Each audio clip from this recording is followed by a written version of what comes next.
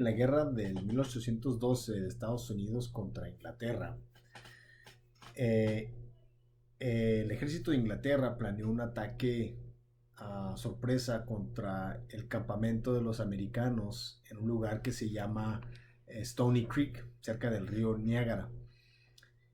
Más o menos como a medianoche, los ingleses atacaron el campamento de los americanos y el ataque comenzó muy bien, pero rápidamente se volvió confusión total y caos, y fue un completo desorden la manera en que se llevó a cabo la batalla.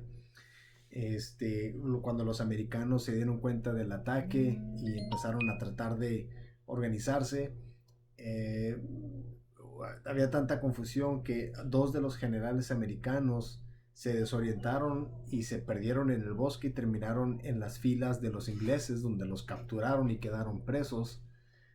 Otro general americano de caballería se lanzó a la batalla con todo y llegó arrasando con soldados a derecha e izquierda, hasta que se dio cuenta que los soldados que estaba matando eran los suyos. Finalmente, uh, hasta el resultado de la batalla terminó en confusión, porque los ingleses, que técnicamente ganaron la batalla, abandonaron el terreno y retrocedieron, y los americanos, que perdieron la batalla y que habían perdido a sus generales, mantuvieron el territorio. Dicen que la expresión la niebla de guerra nació en esa batalla, porque en aquel tiempo, cuando se usaban los mosquetes, los fusiles, aquellos largos, cada vez que disparaban un tiro se hacía una nube de humo por la pólvora. Entonces se pueden imaginar qué pasaría si hay cientos de fusiles disparándose al mismo tiempo en un área pequeña. Se crea una especie de niebla que cubre todo el campo de combate, y se hace difícil poder ver claramente, mirar bien el terreno, mantener una conciencia de la situación. Cuando se crea esa niebla, es muy fácil perder de vista al general que va dirigiendo la batalla. Se hace fácil perder de vista a los compañeros, ¿no? Los que están a tu lado y detrás de ti, los que dan apoyo y que defienden. Y pues el resultado es que soldados terminan desorientados, avanzando en rumbos diferentes, a veces hasta disparándose entre ellos mismos, y finalmente terminan capturados o destruidos por el enemigo. Este, lo cual se me hace una ilustración buena para el cristianismo, porque aunque la lucha que nosotros sostenemos en la guerra espiritual no usamos fusiles ni pólvora, sin embargo todavía hay el fenómeno de la niebla de guerra, el fenómeno que complica la lucha, que nos hace perder nuestra dirección y nos deja expuestos a los ataques del enemigo. Pablo le advirtió a Timoteo de la niebla de guerra, en la guerra espiritual. De hecho, nombra a algunos de los que han caído por ella, pero también le da a Timoteo la salida para que pueda atravesar y superar el peligro de la niebla. Entonces, en 2 de Timoteo, en el capítulo 1, los versículos 13 y 14, Pablo dice lo siguiente: retén la forma de las sanas palabras que de mí oíste, en la fe y amor que es en Cristo Jesús. Guarda el buen depósito por el Espíritu Santo que mora en nosotros. Ahora, Pablo escribe esto mientras que él está encarcelado y esperando su ejecución. Y poco tiempo después de haber escrito esta epístola, Pablo fue ejecutado. Y francamente hay situaciones, hay tiempos en los que seguir a Cristo se siente como una causa perdida.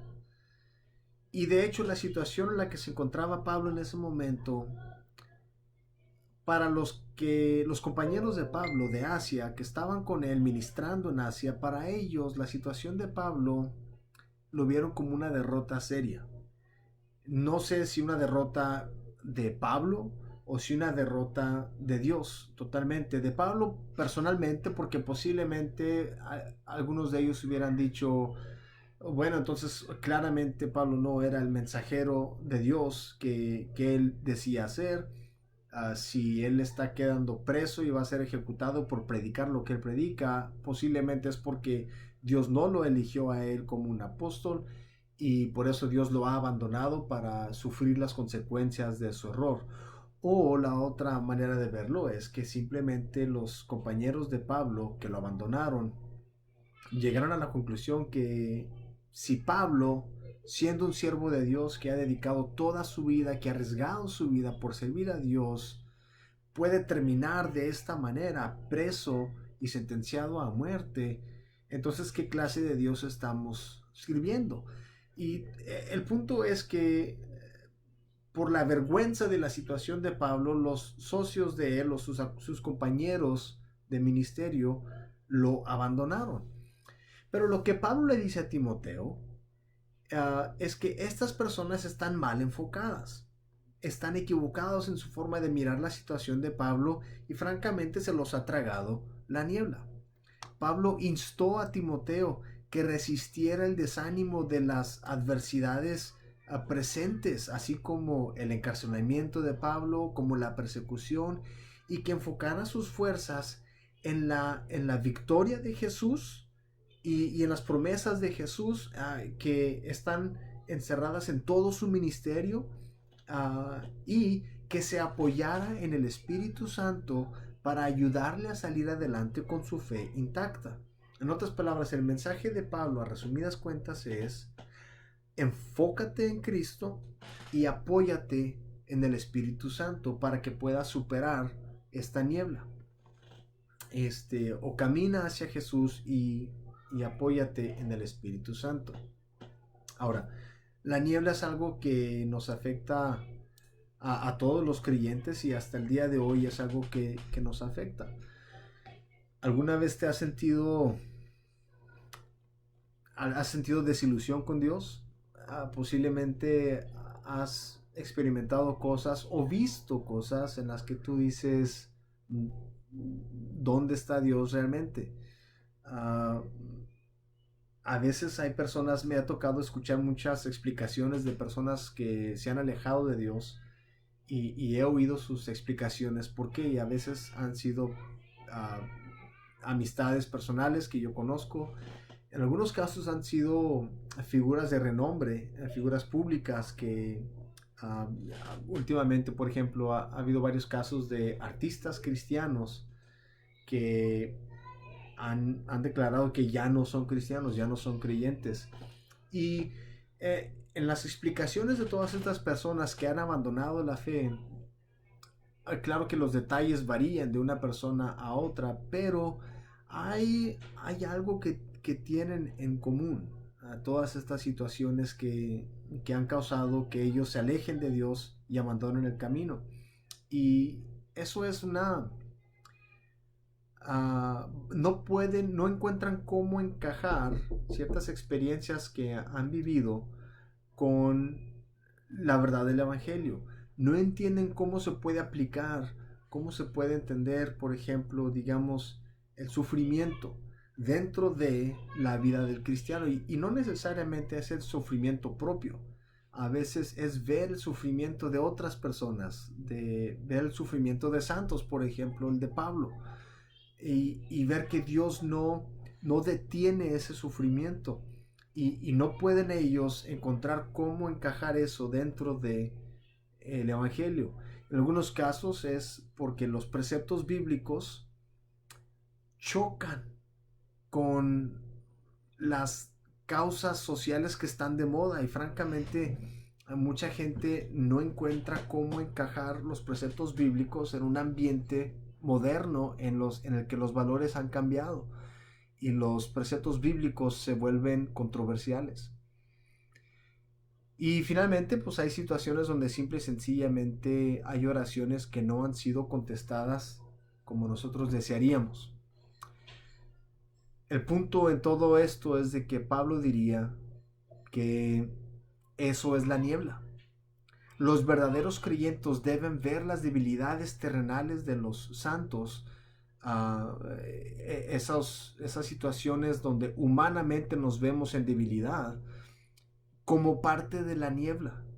Deben de verse como parte de la niebla y no permitir que desanime al cristiano al punto de retroceder para conformarse con un cristianismo nominal, un cristianismo cómodo que no está dispuesto a soportar uh, las cargas que vienen con el cristianismo. Deben de mantenerse enfocados en la obra del Evangelio, es decir, el mensaje de que Cristo ha pagado por el pecado de la humanidad, que fue crucificado y resucitó, que resucitó y que va a volver por los que han creído en Él y que han permanecido fieles, apoyándose en el Espíritu Santo para equiparlos para la victoria y dar ánimo en tiempos de dificultad. Ahora, ¿por qué dice esto Pablo? Pues Pablo lo dice porque primero lo dijo Cristo. Si miramos nosotros en el Evangelio de Juan, capítulo 16, versículo 33, dice el Señor Jesús, reforzando la idea de que debemos mantenernos enfocados en Él, dice el Señor Jesús, estas cosas os he hablado para que en mí tengáis paz. En el mundo tendréis aflicción, pero confiad, yo he vencido al mundo. Además, el Señor Jesús también le dice a sus discípulos en Juan 14, 15 al 17, acerca del Espíritu Santo, dice, si me amáis, guardad mis mandamientos, y yo rogaré al Padre y os dará otro consolador, para que esté con vosotros para siempre. El Espíritu de verdad, el cual el mundo no puede recibir porque no le ve ni le conoce, pero vosotros le conocéis porque mora en vosotros y estará en vosotros. Ahora, esta palabra consolador, que dice yo rogaré al Padre y Él os dará otro consolador, es otra palabra como de ayudador, como un abogado, alguien que es tu defensor en tiempo de necesidad. Entonces Jesús mismo le dice a los discípulos, manténganse enfocados en mí y apóyense en el Espíritu Santo que el Padre va a enviar cuando yo me vaya. Pero la pregunta insiste, ¿y qué con el sufrimiento? Porque el sufrimiento es real. ¿Y qué hacemos nosotros con el sufrimiento por mientras? Pues el apóstol Pablo enfrentó esta misma pregunta cuando le escribió a la iglesia de los romanos. Y si ven en Romanos capítulo 5, los versículos del 1 al 5, dice lo siguiente el apóstol Pablo, justificados pues por la fe, tenemos paz para con Dios por medio de nuestro Señor Jesucristo, porque también tenemos entrada por la fe a esta gracia en la cual estamos firmes y nos gloriamos en la esperanza de la gloria de Dios. Y no solo esto, esta es la parte clave, y no solo esto, sino que también nos gloriamos en las tribulaciones, sabiendo que la tribulación produce paciencia, y la paciencia prueba, y la prueba esperanza, y la esperanza no avergüenza, porque el amor de Dios ha sido derramado en nuestros corazones por el Espíritu Santo que nos fue dado. En otras palabras, Pablo no está diciendo simple y sencillamente que tienes que tomar lo bueno con lo malo, de que la salvación viene también con las partes amargas del sufrimiento. No es lo que está diciendo, más bien dice, nos gloriamos en las tribulaciones, porque las tribulaciones son parte de la transformación que nosotros vamos a sufrir para llevarnos a la presencia de Dios.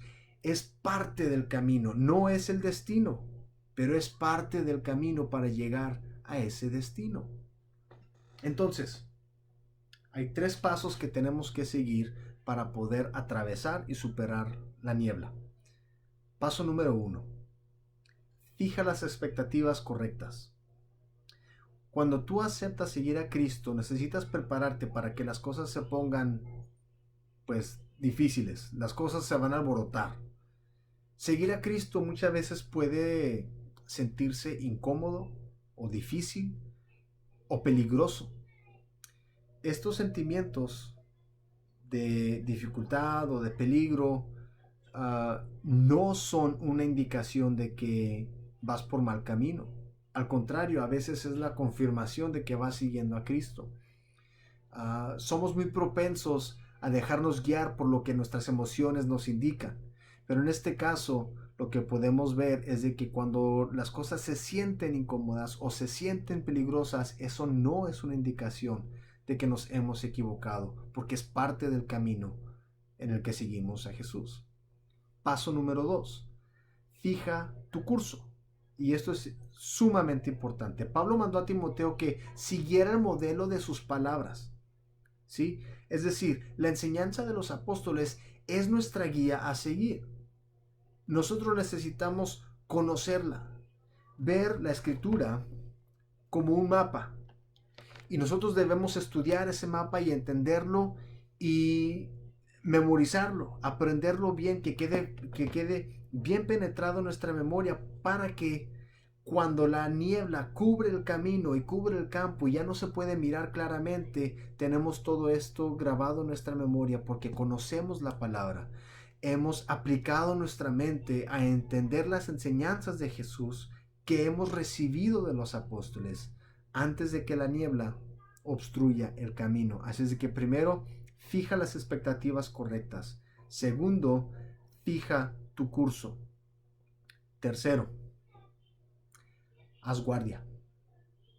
Confía en el Espíritu Santo que mora dentro de ti.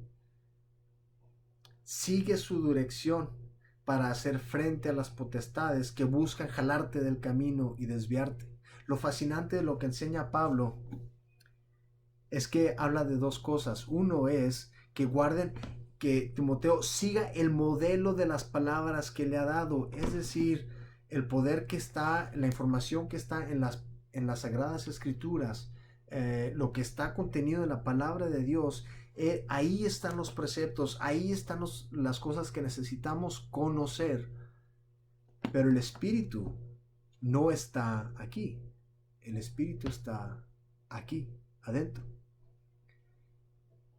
Así es que dentro de nosotros está la persona que nos impulsa y que nos da ánimo, que nos da fortaleza, que nos consuela cuando las cosas se ponen difíciles, que nos recuerda, que nos trae a la memoria las cosas que el Señor ha enseñado, que nos da el poder para poder sobrellevar la carga que tenemos nosotros.